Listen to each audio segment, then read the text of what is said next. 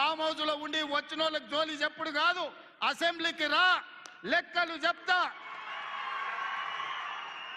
ఏ ఊర్లో, ఏ తండాలో, ఏ గూడెంలో ఏ రైతుకి ఎంత రుణమాఫీ చేసినో 25,50,000 మంది రైతుల వివరాలు శాసనసభలో పెడతా. 21,000 కోట్ల రూపాయలు ఎవరి ఖాతాలో వేసినో నేను లెక్క చెప్తా.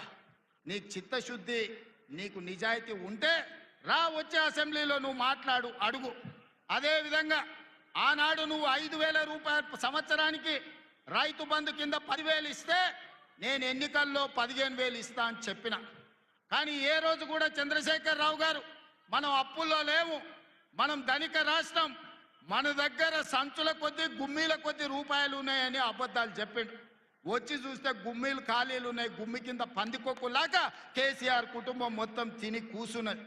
అయినా అధైర్యపడకుండా 15,000 బదులు ఆనాడు నువ్వు ఇచ్చిన 10,000 ఎగ్గొట్టిన 10,000 కాకుండా ఇవాళ 12,000 రూపాయల సంవత్సరానికి రైతులకు ఇవ్వాలని రైతు భరోసా కార్యక్రమాన్ని జనవరి 26 తారీఖు నాడు ప్రారంభించుకున్నాం.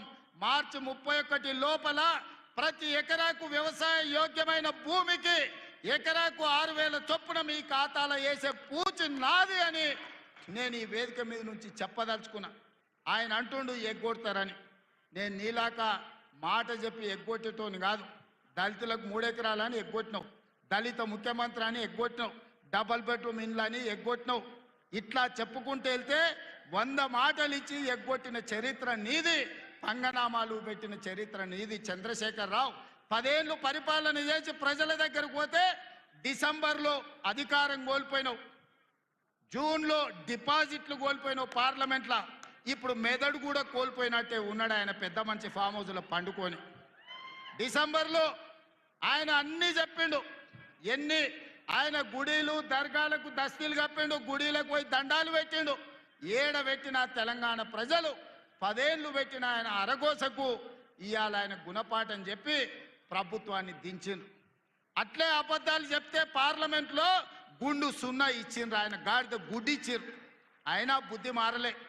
14 నెలల నుంచి అంట ఆయన ఫామ్ హౌస్లో వండుకొని గంభీరంగా చూస్తుండ. ఎవరిని చూస్తున్నావా గంభీరంగా?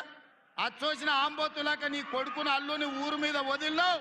మైసమ్మ మనేది జాంగీర్పీర్ల దర్గాకు వదిలిన మేకపోతులాక ఊరు మీద పడి మేస్తా ఉన్నారు నీ కొడుకు నీ అల్లుడు.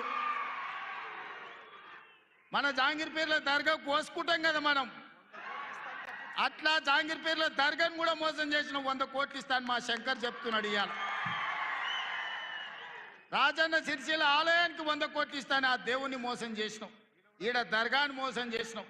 పాలమూరులో ప్రాజెక్టులు కడతా అని, పాలమూరు రంగారెడ్డి ఎత్తిపోతలు పూర్తి చేస్తా అని, కల్వకుర్తి, భీమా, నెట్టంపాడు, కోయిల్ సాగరు, జూరాల, ఆర్జీఎస్, తుమ్మిళ్ళ ప్రాజెక్టులను కడతా అని చెప్పి పాలమూరుకు మాట ఇచ్చి పాలమూరుని ఎండబెట్టి ఎగవేసిన దుర్మార్గుడివి నువ్వు ఈరోజు సంవత్సరం పూర్తి కాకముందే మా మీద వడేడుస్తురట.